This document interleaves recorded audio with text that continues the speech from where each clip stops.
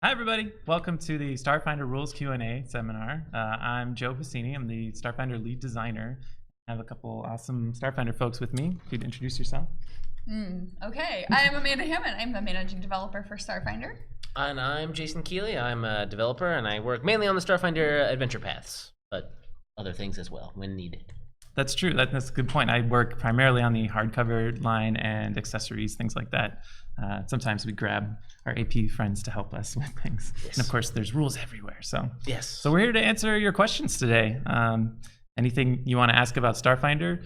I also want to tell you some cool new rules things that are coming up since you bothered to come by. But I'd love to take some questions first if anyone has any about Starfinder in general, really. Yeah. Whether it's the rules or even we can even talk about raves and faves. Stuff in the books. Right. We'll do a couple people, then we'll ask some Hot quick tips. stuff. Okay, so cool. Feel free to ask whatever you feel like. Okay. Terrific. Our best cool Have we announced anything? We haven't that would actually be announced it, but we do know that information. I don't know if we should divulge it or not. It seems like for the rules. Yeah. Yes. Wait, no. Yes, I think no. No, they are warm-blooded. they are. Yeah. Was the second part to your question? Are they affected? what are they affected by? Oh, gotcha. So, for force, no. They just like anybody else is affected by temperature. Yeah. Vesker are affected by the same way, in the same way as a human or Sheeran. Mm-hmm. Anyone else? Questions. How early on in Starfinder's development did you guys decide to get rid of iterative attacks? Because that was the first thing that really surprised me in the rules difference between the two. Oh wow, this is an interesting question because the three of us weren't really in on the earliest of developments. That was people like Owen Casey Stevens and Rob McCurry and James L. Sutter and some of the design team who aren't here right now. But I think it was like early. It was very early. Yeah. And I think that was a little bit of that was also speaking to a potential second edition of Pathfinder. There were things that they wanted to try out. And so of course we didn't get the action economy that second edition of Pathfinder did because the teams had bifurcated at that point. But there were certainly some testing grounds for some pieces of Starfinder rules that they were considering for Pathfinder Second. It's been a kind of a. Oh, sorry. Go ahead. Kind of like what happened with the Star Wars Saga Edition, where they kind of test ran some. Yeah, it's more of like a. Not necessarily a test. Yeah, exactly. It's been kind of a leapfrogging situation where Yes. we've learned some things from PF1 that we applied in Starfinder and made some changes there, and then same thing with second edition. It picked up some things, left some things behind. Yeah. And of course, we have 2 full attacks. You take the -4, or a full attack. You make 2 attacks and take a -4 penalty to each. So that's kind of just a different approach to virtually the same thing. Clearly, that is something that is probably semi-reflected a bit in second edition, where you can always take as many attacks as you have actions, essentially, and they just get even harder to do. Yeah. There was a question earlier from Twitch, I forget the individual's name, but they were asking, with all the changes to the Starfinder rules, was there ever going to be an update in the core rulebook with a new printing, like the new Starship DCs or anything? That's a good question. Yeah. Can we talk about errata and kind of the process of errata a little bit? Oh, do we know about that? We know that at some point we will be Yes. doing official errata with the reprints. Yeah, I have a list of errata that I've kept track of. We, of course, have the Starfinder FAQ that's up online that's been updated at least once. And that's something that's always not the back of my mind, but like the middle, pushing for the front, fighting against character operations manual and alien archives and everything. So I was just talking to Lisa Stevens today about how we're doing selling Starfinder core rulebooks, and it sounds like before too long, which is good news, right? That we will need to do a second printing, but of course I can't give any kind of timeline on that. But I'm looking to do that as eagerly as everyone else is, I'm sure. Yeah, I think a process thing that's significant to note here is that we, as a company, Paizo doesn't do reprints or doesn't do errata on hardcovers until we do a reprint. Right. And so Starfinder had a supply. This is really boring stuff, but it had a supply as such that a reprint wasn't looking likely until several months kind of down the road. And so we knew we couldn't publish it until that point anyway, so we've kind of had a little bit more just flexibility in when we could put that together. But Joe has a sort of golden rule book that Owen started that you're adding to, that's got all sorts of little notes and things written right in the text, and that's how we kind of keep track of everything. I'm putting that in a spreadsheet. Yes, we're organizing that a little better. Yeah, It's that book not went perfect. missing once, and that was a heart drop moment. no. Like, That where would is be everything we talked about? Very bad. Yeah, so spreadsheets all the way. But it would make a perfect MacGuffin for a very meta type of adventure. In terms of primary versus offhands, how many offhands does a Kasatha have? 2 or 3? They have 4 hands that they can use. So Starfinder doesn't have a primary versus offhand really. And it's actually, we can expand this question to, there's lots of playable species that have a kind of unknown number of arms and hands, but we say somewhere that, because we made sure to, that you always have at least two hands, unless it's stated otherwise. And so Kasatha specifically says they have 4 hands, which you need to know for wielding. They can hold 4 different weapons, but they're only ever going to be able to shoot twice, but with the base rules, right, with the full attack. There are feats that say, I think if you have 4 of the same small arm, you can shoot them all off at once. Fusillade feat. Yeah. Fusillade. Fusillade, please. Fusillade. We get it, yeah. However it's pronounced. Yeah, so, sorry, did that answer your question? Okay, thanks. Sure. More questions. Ooh, here's one. There's another question from Twitch from Cthulhu Was Tasty. Any chance you could expand on the sapient insect swarm in Alien Archive 3? Oh, Ooh. the Spathinae has never been pronounced before now in public. That's how we say it now, though, officially. Yeah. It's method. Yeah, I don't have the rules in front of me, so I don't want to misquote. But there, in case anyone didn't know. And are they insects necessarily? They're insectile, I They're think. insectile, yeah. Yeah. But you get to be a sapient swarm of creatures that can do some stuff. I forget exactly what that is. So no is the answer to that question. I can't expand on that. And I wish I could. I could run down, if you want to wait like 20 minutes, I can go down to the booth and look at our one copy that's in a glass case of A3. Memorize it. Yeah. You can't bring it back up And here. then run back up. Yeah. Wait, I forgot. Yeah, sorry. It'll But print out back in Seattle if you want to wait, like never. that was something we heard from people that they wanted, and we made it happen in A3, and we're excited about that. There's also a playable undead species that's going to be in That's there cool. too. There's more swarm stuff too in Yep. AA3. Yep. Some nasty swarm stuff. in Yeah. fact. With great art. With really good art. Yeah. That's a good one. Jason, do you have any questions? Do I have about- anything about a question about AA3? Name one more Not playable species that's in AA3. The Raxolites. Does that's anyone know what Pikmin are? This was my pitch for them. They're tiny, capital T, size tiny plant creatures that have flowers or dandelions on their head. They have different forms they can take and have slightly different abilities based on those forms. Did I mention that there's an article in the Attack of the Swarm about biological starships, and they're mentioned in there too. Oh, so they cool. have their own types of starships. Yeah, They look pretty that's cool. awesome. Look forward to all of that. Not out now. Flower people, starships. We gotta put. Someone asked, right? Like, will you tell us about all the things that aren't available currently? Right? Someone said that. I'm pretty sure. But we love doing that stuff. Cross pollinating. Oh, 'cause pun. it's plant creatures. We got there. Boo. Group high five under the table. Ah, boom. They did it. They really did it. Any other questions? I actually have one. Is there any rule that was found unpopular that you would think you might want to change in future editions? I know I've railed against the lasers going through concealment. Was there any rule that you're not a big fan of that you would consider changing? There's some unintended like interactions, I would say. I think smoke, for instance, the way it's written in some places, it's kind of one-way smoke, where if I'm in a cloud of smoke, people can't see me, but I'm good shooting out of it with no problems. And that's not intended. So Yeah. It's a little weird. Yeah, so that's a tweak I would make. And then Starfinder's all about experimentation and doing weird, fun stuff.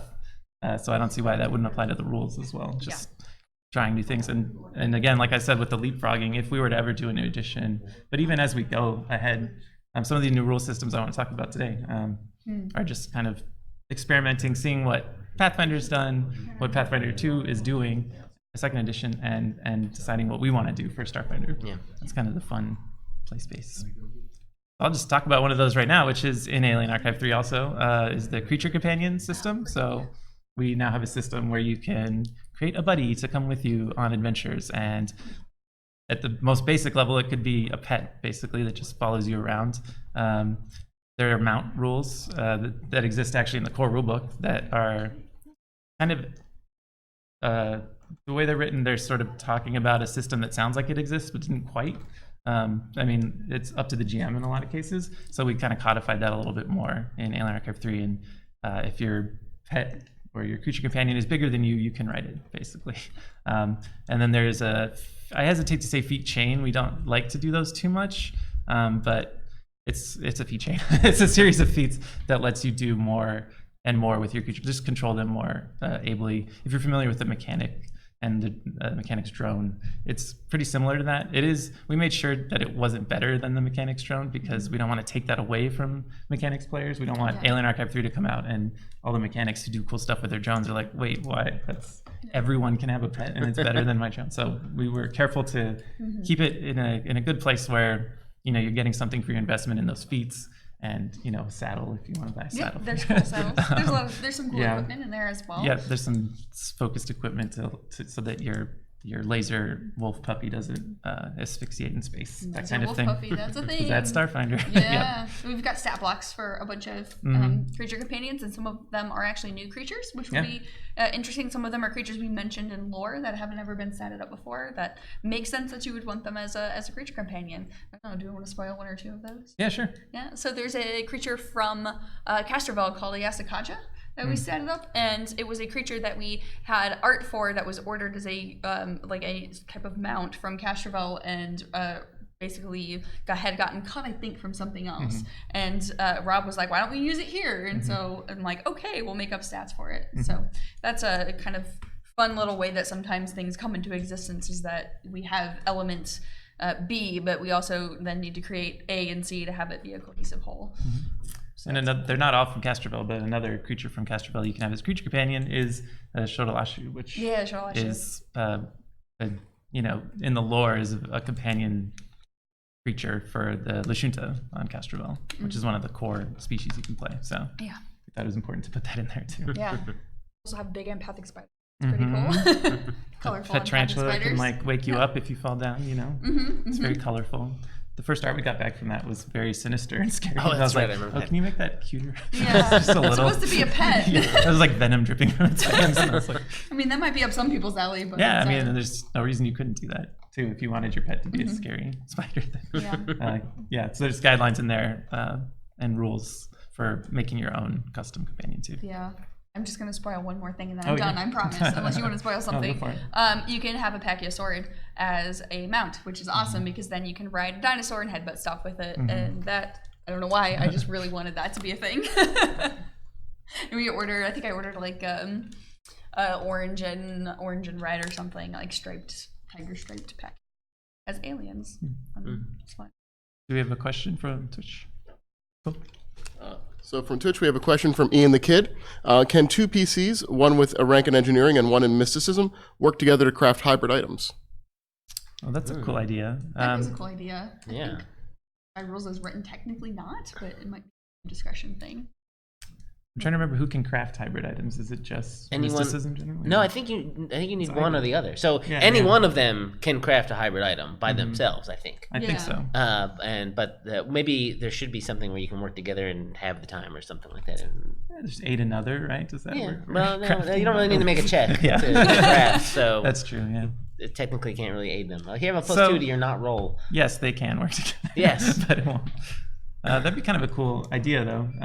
Some kind of, I don't know. It sounds like a theme, kind of a lighter rules teamwork. element that lets you, consider your ranks one higher when determining what you can craft or something. Give that little Something, boost. To, yeah. yeah, if you have two people working together. Yeah, that's a From good point. different sides like that. Yeah. Yeah. Cool idea. Well, maybe you'll see it someday. Does anyone else have any other questions about anything? And just life, Yeah. life is a Starfinder out there in the inky black. If we don't have questions, we can talk about comms. Yeah. You guys want to hear about some new classes? No, we have a question first. This person does Oh, not we have want a to hear about it. Quick stuff.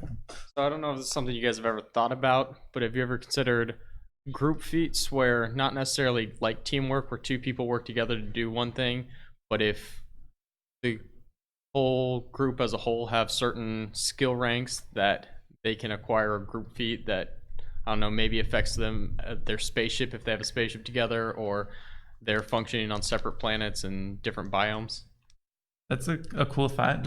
We've played with similar ideas. And you mentioned teamwork feats. We're always, poking around in Pathfinder and seeing what worked and what we might want to. But we're also big on kind of paving our own way and seeing what makes sense for our universe. Since this kind of blend comm and your question, we do have a downtime system that's coming in the character operations manual, and that has not quite what you were describing, but things where the downtime you can spend a day not doing anything else to do something cool. Yeah, they get a cool benefit yeah. for the rest of the day, for the next day. And some of those involve other your allies, other characters. So there's entertaining. You can lounge first of all, so you can just spend the day playing video games and watching holovids, and then someone else can entertain. So Amanda could spend her downtime entertaining Jason and I while we lounge, and if she succeeds, then we all get benefits from that. There's a few others that are like that too, training together to get a benefit that carries on into the next day or week or so. So yeah, but that's an interesting thought. I will think more about a group feat kind of thing. Hi.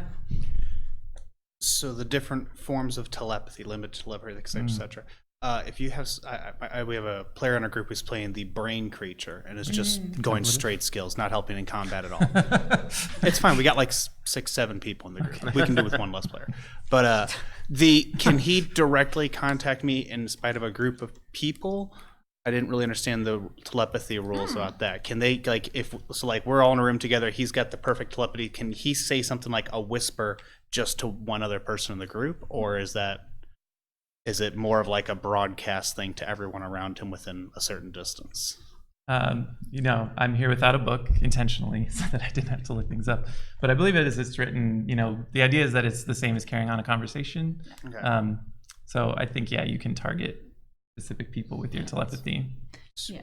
And telepathy, in the same way that having a conversation and having like 4 or 5 people talking all at you at once, if you have a bunch of people talking at you telepathically, it's going to be hard for you to kind of sort that out. So that doesn't supersede just the way conversations work. They're just happening. Yeah, and I usually get the flip of that question, which is, can I talk to multiple people? Can I tell my whole party something? And because you just like I'm talking to multiple people right now. But if a lot of people are talking to you, you have a harder time. Yeah. Hearing like you would hear if you all started talking to us at once. Yes. Yeah. Please don't do that. I mean, so we have a question from Twitch from Reynard Wolf. Does a Noir need a free hand to gore people with their horns? I don't think so. I think natural attacks you don't need to be built. That's true. Yeah. That makes sense. We did clarify natural attacks a little bit in Alien Archive 3 in the Universal Creature Rules, which once they're on the system resource document, Blake Davis has done a good job of taking our most recent iteration of things so that it's clear. I think it's comprehensive too.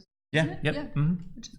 Because I think the intent for, say, the Vesk is that it's their tail. Yeah. That they're hitting you with. Mm-hmm. Because that's why it's bludgeoning and not claws or bites or whatever. So I don't think you need a free hand to gore. Yeah. You got them horns. I used to think of Vesk as punching because I forgot about their tails. Yeah. And I was like, this is bludgeoning damage. What are they doing? We have another one from Twitch from Shay Treyu. Starship combat requires all of the players to work together in a single ship. But what would be the best way to have pilots individually pilot starfighters in the same battle? Right. That is a great question that we do get a fair amount, and it is not a question with an easy answer that you can just add one to something, right? It's going to take, because you're going to have more, essentially actions, or at least more piloting actions per round for the PCs. It would take some tweaking in terms of I don't know if it would take any tweaking of like the DCs or whatever, but it would definitely, as a GM, you'd have to be real careful about not just shooting one of the ships. You know what I mean? Like you could just, are you fighting multiple ships against multiple ships? That might be a bit of a nightmare to GM, but I'm not saying don't try it. Or is it a bunch of ships against one big ship, and if that one big ship focuses fire on one of the little ships, it'll just blow it up, and then is that PC dead? So there's a lot of small things you have to take into consideration, I think. And we have heard this question a bunch enough that we're thinking about stuff like that. Yeah, For sure. we're on the case. We're on the case. Yeah. I don't know what the answer is going to be, what it takes in terms of like building a bunch of multiple starships for each individuals. Is it not? It's probably not going to be the same number of build points for a tier 1 starship. Here's a bunch of tier half starships for that to add up, because that won't be enough probably. So yeah, there's an answer out there. We don't know what it is yet. Someone's working on it. Maybe There will be an answer at some point. I think day. that's about all we Yeah. can say right now. Anything else? The other question, when I heard telepathy, I thought we were going to get a question about exactly the way it works. We noticed that the way it's written, telepathy says you can communicate with someone who has a language, but we have some printed creatures that don't have a language, just have telepathy listed. They can communicate with each other. Yeah. Yeah. That's the intent. So. And if you were to eavesdrop telepathically, you'd probably just hear. Mhm. That's right. That's canon. That is canon. Now, how do you spell that? That's my rules question. MNARRRRR. Something. We can talk about more comp stuff if nobody has Sure. any immediate questions. Okay. Oh, all Lead right. the way, sir. Well, speaking of starships, the other thing we hear a lot is that certain classes feel a little bit left out. They either get stuck being gunners or doing or having you know, to take a skill that is not Yeah. a class skill for them, basically to fit in. or it's just they're not, their character. It doesn't make sense for even though their character would be a good science officer or something, that's not who their character is, and that's totally legit. Yeah. So Com introduces ways for spellcasters specifically, and then also more physical classes to contribute to starship combat in interesting ways. So Yeah. did you want to expand on that at all? I mean, I'm fine with saying the names of the roles because I've heard Rob say them, so it's Okay. fine. Okay, great. Do it. So we've got the magic officer, which uses mysticism, mysticism, I believe, right? Yeah, as a skill to aid. It's basically like aiding in boosting the systems and things using kind of magic and divination, essentially, to figure out kind of what the other ship is going to do. So there's that role, which is really good for your mystics and technomancers. And there's also the chief mate is the name of the role, which uses physical abilities, like athletics is one, and is acrobatics one as well? I think it's a dex and a strength skill. Yeah, to basically be pulling down levers, past their normal safety points, or fiddling a little bit with the control panel to get something to boost into turbo mode. And I would bang on the table, but I'm not allowed to do that. Percussive maintenance, I believe it's called. Percussive maintenance, yeah, that's a job for the chief mate. So those two roles are ones that we heard, like Joe was saying, characters saying that they don't really have that much to do in Starship combat, and so it's not as fun of an element of games. We wanted to expand it in that direction. And the intent for these is not to basically also, you have to have all of them to have a starship, right? So you can just mix and match as your group sees fit. Yes. With the exception of you'll probably always need a pilot.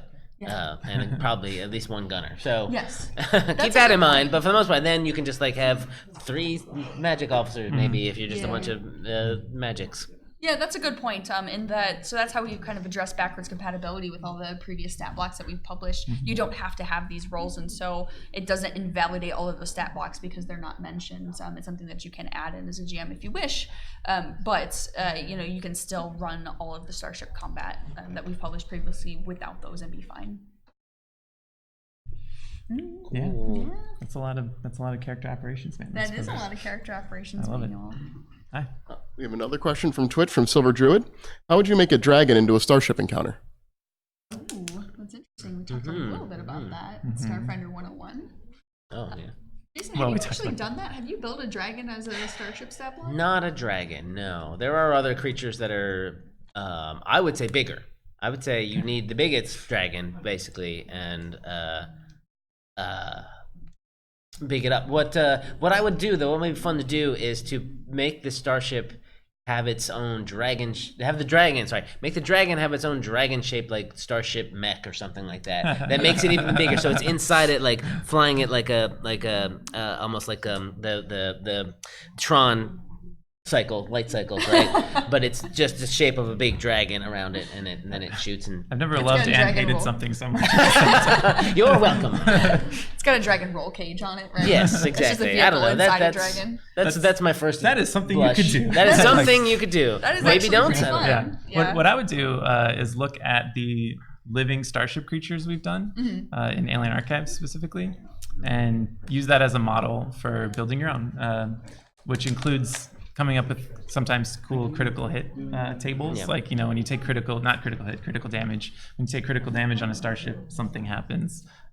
For a starship, life support, that's a different system than a creature would have. So a lot of our living starships have different effects depending on where they get hit. And then they also have unique attacks often, including melee attacks, which is a cool thing. Don't remember offhand which living starship has a melee melee meaning they're in the same hex, these scaleless hex that that could In be the space, lots of basically. miles, but near enough. Giant space tardigrade have a melee attack? It might. That's the one I was thinking of, Yeah. but I'm not sure offhand. Giant space tardigrade. That's Right. right. I would take the giant space tardigrade and give it a half dragon template, which is not a thing that exists in Starfinder, but you do it anyway. Take the and there you Pathfinder go. version. Yeah. Well, and there are dragon graphs, and you could use what made sense there. Yeah, I mean, that makes that's what I would do. Yeah, Yeah. Honestly. that makes sense. So I would take a starship stat block and just change the weapons to breath weapons. Yeah, I mean, that works. Claws. yeah, Yeah. just keeping the damage in line with the Yes. weapons that have been printed, and Yeah, you're, yeah, you're pretty and- good, pretty safe. Yeah. Joking aside, just looking at the table and actually doing that might actually work. Though I'll note that damage and attack rolls and everything, you definitely want to use starships and not the the NPC creation creatures. that's used in the back of the first Alien Archive, because that's for tactical combat on a grid. And those numbers diverge quite a bit at a certain point. Anything else? Any other questions? Any other questions? I have a question. Oh, wait, Twitch. Twitch has a question. I saw it. Hi, Twitch. There was a Twitch. Somebody had a question about how stealth works, and I'll go through it and I'll explain it again because stealth questions are always confusing. Okay. Reinhard Wolf again asked, with stealth and being observed, can you start stealthing behind an object like a table while somebody is looking at you the same way you can if you start hiding before you come into the room? So, in other words, they know you're behind the table. Can you Right. start stealthing behind the table? I would want to answer that with after rereading the rules very carefully to see what is ruled as written. I think in my game it would just depend on the context, personally. Yeah, if it's one of those clear plastic tables, you probably not. But if it's a solid non-see-through table, Yeah. If I'm looking right at you in the chair and you just pop your head down under the other chair, I still know that you're behind the chair. yeah. But what if you were very stealthy and then you snuck down here from here Right. and came up over here? Well, that's why the context is Yeah, important, exactly. right? It Yeah. matters if it's just a table sitting in the middle of like an auditorium. yeah. And you're just like, Table floating but in you didn't space." see me at the start, so I'm good. If you pointed know. behind us and said, "Look, a dragon," Yeah. and then ducked back down behind the chair. And that's the thing about, our rulebook. This is a 500-page rulebook we have. Now, there's a lot of setting stuff in there too, but you just can't cover every case. Yeah. And so I'm definitely interested in giving a good core set of rules for someone to then make these table rulings. Oh my gosh, I did it again. This is great. Okay, Is it? I'm pleased. Okay, good. I'm glad. That's all that matters here. Question on communication rules. Can a starship communicate with the real world if they don't have a drift beacon nearby? With the real world. Like the Material plane, While they're in the drifts. yes. Hmm. I know you can do it if you have a drift beacon. Yeah. I mean, they're in another plane. That's true. Although we say, our communication works using drift Yeah. beacons, so I can't imagine it wouldn't work. I would let it. It would just take a long time. Yeah. For that to get to somewhere, like I would treat it I would assume if you don't have a drift beacon anywhere near you, you're probably in the vest somewhere. So I would treat it like that. It's like if you want to Yeah. get in communication with anyone else outside of the material plane, well, I guess with the exception of Babylon Station, it would take 5 to 6 days for the communication to go through. Yeah. That's good. I like it. Another question from Twitch from Rax333. When can we see an advanced starship construction rule set? Now, I guess the question is, what does that mean? Advanced, exactly? Just more stuff? Do you want to do something different? We'll ask the questions here. Yeah, we'll ask the I'm going to interpret it as more options. more options. More Sure. options. Yeah. I mean, have lots of other options that have appeared in various other products like Bat Worlds and one of the volumes of Against the Aeon Throne, and then coming up soon in Biological Starships and possibly others. Would we want to put those all in one book at one point? I don't know. That's a question for the people who decide what's on the schedule in a lot of ways. Inside of that's a financially feasible thing, but we understand that people want some kind of starships, something. Do a little song to drown out my question to Amanda. Okay. Hey, starships. Here you are. Okay. Keep coming to these panels because we're planning on announcing some stuff, and that will be somewhat relevant to those interested in starship options. Yeah. Yes. Keep watching the sky. Those guys. Hi. Can a Solarian's armor's energy resistance protect them from environmental effects, or does it have to be like a specific your armor or your spacesuit protects you from that? Armor is generally where you get your environmental protections from. If I'm wearing one of those, Solarian's armor sufficient. No, it doesn't provide environmental protections. But if you were to take specifically fire damage from something like, do we have immersion in lava, right? We do, Yes, yeah. we do. There's some So- environmental stuff that does do energy damage, and that would still work Yeah. against it. But it would have to be that specific type of damage. But yeah, it won't. Environmental protections keep you breathing in space and stuff too. So yeah. Yeah. But that's the thing is you can't keep your Solarian armor on all the time. So it only happens. I'm pretty sure because it's like the weapon. You don't have that way. You only use that pull the weapon out of the moat when Manifest it's it. danger time. Mm-hmm. So I think the armor happens the same way. But the armor can't put on. Okay. Thought so Okay. too, but I don't. Attunement. Attunement until Yeah, you're yeah. saying. Okay. Yeah. All right. Fair enough. Pretty sure. I got confused. But yeah, it doesn't. But it doesn't. Doesn't provide additional effects beyond what's written there. So I have another question from Twitch, from Ian the Kid. They want more clarification on telepathy. If you're doing a telepathic communication with a creature that does not possess telepathy, is that just a one-way communication? We have not said that. I don't think. I've always considered it two-way, but Yeah. I'm not sure what's written, honestly. So. Because you can read their mind in return, what they're thinking about the answer to your question you've asked them telepathically. I think so too. Not without consent, of course. Like you can't just get in someone's head and start reading their mind. Just in case anyone wanted to interpret it that way. Yeah, but, right. Yeah.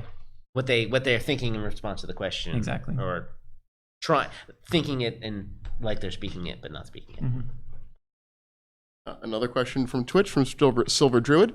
Would we ever see something like the optional flaw system from 5th edition make its way into Starfinder? Interesting. I mean, technically, we do have an optional ability score flaw that you can take. You just don't really get it. Right. It's more for role-playing purposes. Mhm. Yeah. And if we had I think that 5th edition also has like flaws you can take, like I'm clumsy. I don't think that necessarily has. I don't know. I'm talking out of my. I don't think it has anything. But that's always an interesting thing to add to something to like Starfinder to pick because we had like drawbacks were in Pathfinder, right? They had them in Pathfinder. So something like that could maybe make its way if we ever looked at it and decided, hey, well, I think it's pretty cool, and we can come up with a whole bunch of them that's unique to Starfinder or something. Yeah, we always look at what we want to get out there, what people are asking us about and interested in. And then with adventures, right? Like we did a corruption subsystem for your Signal of Screams adventure path, which is horror themed, and so we made some new rules specifically for that because it made sense for that product and tied in with it really well. So, if we did an adventure about anti-heroes or something, then being flawed people. Yeah, I could see that. Yeah. That makes a lot of sense. We have another one from Twitch, from Poison Yeg. Can you travel to other planes through the drift engine in your starship? No. I don't think so. You can only access the drift. Yeah. Although there are pockets Unless, of other planes. other in than the drift, the material plane. Yeah, loophole. It's a trick question. Nice try. Yeah, the drift engine doesn't get you to the fire plane. Well, I mean, so if to you speak. fire up your drift engine, you rip a piece of the plane of fire out of the plane of fire into the drift, and then you go there, or you end up there. But you're still in the- sort of. Yes. Yeah, you're still in the drift. You're No, still in I'm the just drift, I trying to. think. Yeah. when you intend to do that, but you accidentally rift into hell, and oops, there's a big old devil. Yep. Well, we have a few more minutes. Cool. So, Let's just stare at each other quietly. yeah. Anybody else have any other questions for us? Thoughts? Oh yeah, go ahead. I was just remembering again what I was going to ask. Oh, wait, you have your question. So you mentioned the corruption subset rules that Yeah. you made. What are your guys' favorite rules that you've added through adventure paths or Starfinder Society adventures that are not? I mean, I'm biased, but the corruption's mine because I wrote that, and I wanted to take the corruption stuff from Horror Adventures and tweak it up so it was a little less unforgiving in some ways, and tie it up to our resolve points so that you could end up like, I have a really bad fight, and then, you know, I spent all my resolve points to get my heal back, and oh no, I don't have enough resolve in me to withstand this corruption, and I step closer to being a pure shadow or whatever. So I thought that was hopefully well done and a lot of fun. I haven't read it all the way through yet, but Okay, I'm sure you fair did enough. great. Thanks, Joe. My question might be boring. My answer might be boring, but I really love playable species, and we've had those in APs and Alien Archives and in organized play. Famously, the Morlama, the Yep. playable space walrus, Technicolor space walrus, and also some coral people that are in there. And yeah, those aren't from organized play, but those No, are they're not. no. But you know, those are non-core rules elements that let you create characters of different species. And with AA3, once that's out this month, we'll have 100 plus playable species, most of which are not core, right? So that's my answer.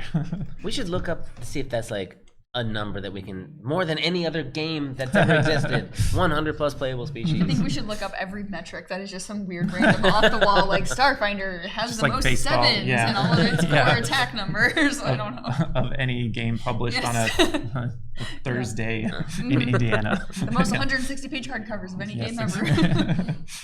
Yeah. So the thing that immediately comes to mind is something we did actually end up picking up and putting into Armory, but we had an extensive necrographs system back in the Dead Suns Adventure Path, which was the first time we had expanded augmentations in the game. And it was very flavorful. It was tied to Eox, and it was all flavored like this is an entire planet of undead, and they basically can like craft the weird necromantic flesh that they can work with, and they can create things that are infused with technology that is like cyber tech and are implants and things like that. And so there's some really cool creepy stuff in there. There's like the vampire vocal modulator and yeah, there's just a bunch of cool undead themed stuff that was fun, and then we end up picking it up. So You know, like the And freaky more. stuff. Yeah. technically core, yeah. Yeah. I believe, correct me if I'm wrong, I remember reading in the core book that the vacuum of space in Starfinder isn't dangerously cold. Is that correct? That's right. Yeah. Is there a reason for that? Yeah, it was based on real science. That Okay. I think it was Owen Casey Stevens Yeah. looked into that a bit. As much as we had time, we like to.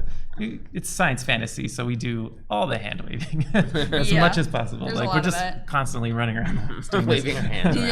Yeah. But we do like to pull from real life because there's Yeah. a lot of really unbelievable stuff that's true. Suspend your about- disbelief. Yeah. So just Yeah. like, TIE fighters wouldn't really screech in space, neither do you instantly freeze. Right.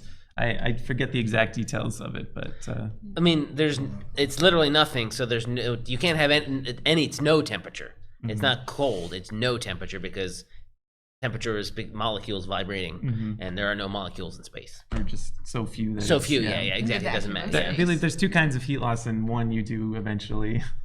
Yeah, You, right. you Yeah. Vibrate your heat out. And then Yeah, it's yeah, done, yeah. but- Yeah. That's. I think that's Yeah. what the trope of you freezing to death is. You're what Joe just said. So there. Another question from Twitch from Kapwa714. Are you able to elaborate on bioships and their mechanics? Will they be able to eat other ships?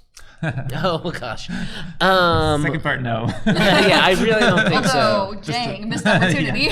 Well, no, that wasn't. Well, I mean, I guess it is. There may or may not be a swarm starship that does something like that. But that's not the swarm starships that are in this biomechanical starships article. It is about. We did sort of talk a little bit about them in Pact Worlds, I think, with some of the Xenowarden ships. We sort of expanded a little bit on it in this the second volume of Attack of the Swarm. And I can't fully remember a lot of what's going on. I just remember the pictures look nice. So the answer is no, I can't could reach expand on over. it. I could reach over and look at it right now. Nice. Here's a tip for the Twitch questions. If you say, "Can you expand on?" then the answer is no, apparently. Yeah. but we'll try. Let's go ahead and look at Oh what my we have gosh. here. Spiders, plants. Weird pheromone system, biocamouflage. Oh, look at that. Root system. So there's weapons. Oh, and that's expansion interesting. things? Yeah, go so ahead. I'll just What's say up? this. So, like, basically, if a ship has a root system, which is a new thing, and here, if you land on a planet that has, has enough biome to it, it roots up and it self-repairs. So that's kind of a cool biomechanical That's thing. really cool. From Ian the Kid again in Twitch chat. In regards to drift travel, they wanted to know if there would be an expansion in use of the system, like using it as a difficult way to get places, or having things like bases inside of it with an expansion of a system where you would have things like property. Are you looking at any use of the drift besides just travel? I'm always thinking about things like that. I like campaigns where you are kind of building, not necessarily colonizing, but building connections between systems and, trading and doing sort of mercenary missions that aren't necessarily mercenary, but just, in terms of like hard rules for that, I don't think we have any plans for that necessarily, but that's always something that could be the basis of free RPG Day adventure or an adventure path, or if we ever find time in human beings, modules, that kind of thing. And not just in the drift, but kind of anywhere, really. Yeah. There is a city in the center of the drift, which is the home of Triune in a lot of ways. But the thing about, like, if you wanted to make your own colony inside the drift, it'd be hard to find again in some fashion because the drift is always wacky and weird. So that's why it's not good real estate.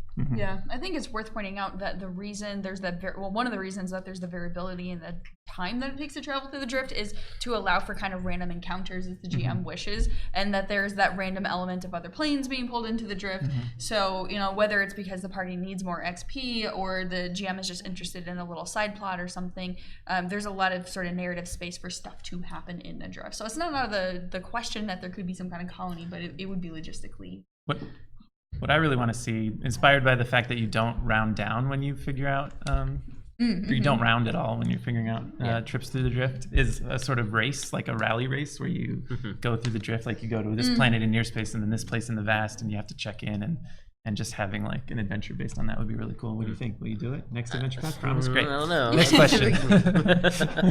I have a lot of questions about the comm book in particular, and since you guys can talk maybe about some of the classes, having worked we on didn't them. mention the new classes. I was wondering if maybe you didn't want to talk about this. Can you talk specifically about how they changed from the playtest, which were for by Hacker, and how did the shields change much from what we got to see in the playtest for Vanguards? I can answer all those things. Good job not asking if I could expand on them. I was this close. So. Yeah, and we can talk about it. Shields, I believe, have stayed pretty much the same. Each one of the classes very much benefited from the feedback we got in the playtest, which was really awesome to get outside eyes. We spent a lot of time internally working on those classes, and we still, for instance, the Vanguard, which I wrote, didn't have a way to spend entropy points, which is at like first cool level. at first level. So and everyone's like, and I was like, yep, that's a good point. So the Vanguard changed a fair amount actually. There's not only at least one way to spend entropy points, but you have some other ways of gaining them as well. So that's the Vanguard. Do you want to talk about Witch Warper since you wrote the Witch Warper? Yeah. So the Witch Warper is Infinite Worlds, is its primary class feature, and it's still called that, and it still largely does the same things in that it allows you to manipulate the terrain and change sort of like environmental hazards and swapping and dealing different types of energy damage and things like that. But it functions differently in that you're using spell slots now to power it. So we've made those effects a little bit more significant, but at the cost of having to decide basically whether you want to use one of your spell slots or not. And we went back and forth on whether that was something we wanted to do, because it is a fundamental change in the economy of how that class works. Where my initial vision of how it would work is that it's a uses per day situation, and as we were getting feedback that particularly the lower level uses of Infinite Worlds was not nearly as effective as some of the higher level stuff, we looked at lots of different ways at balancing that, and Owen, I think, suggested using spell slots, and we kind of put that through the ringer a couple of times, and it turned out, I was unconvinced at the beginning, I'll admit, because I was worried about the spellcaster losing its ability to cast as many spells, but it actually does work really well because those uses are very versatile, and they are more potent at this point. So that was the largest change to the Witch Warper. The paradigm shifts all largely stayed the same in their functionality. I think there was a couple that we tweaked and maybe a couple that we just got rid of because it turned out that they were spammable and it was a little too much. And this is a little obvious maybe, but there's a bunch of Witch Warper spells. In the playtest we didn't have the spells yet, so yes, there are Witch Warper specific spells. There are ones I believe that Mystics and Witch Warpers can cast, ones that Technomancers and Witch Warpers can cast. So yeah, I want to say there's about 15 to 20 specific Witch Warper only spells in Com. Cool. It's about 5,000 words worth. And we have the author of the final class here, Jason Keeley, wrote the Biohacker. So yeah, one of the things I noticed as I was looking out over the changes just the other week was that with the injections, the Biohacker gets a lot of the that's one of their main primary features. There was something in there about like you being able to refresh how many you had during your 10-minute break to get stamina. So it helps with basically there was a lot of talk about like having not enough of them as a daily resource, and so it functions and in some way it looked like it benefited maybe even a little bit from how the Alchemist of Second Edition so we kind of maybe borrowed from that a little bit. Are you bearing the lead in terms of auto hitting your? Yes. No, I am because I forgot it. Yes. Yeah. There's a part of your we changed the name it to something lab, right? Did we change it to mini lab or micro lab or something like that instead of whatever it was called in the playtest, and you can attune it to a number of people, probably your ally. I think only allies. You tune it to a number of your allies because it takes like 10 minutes or something like that. And then when you shoot those people with your injections, you automatically hit. So a biohacker can now be like, oh right, I've attuned you, and I just shoot you and you're healed, or you get your boost and you're good to go. That was something we learned from the playtest, which is obvious. Everything is in hindsight, but it's like it's not fun to miss my ally and not have done anything this time around. So, totally.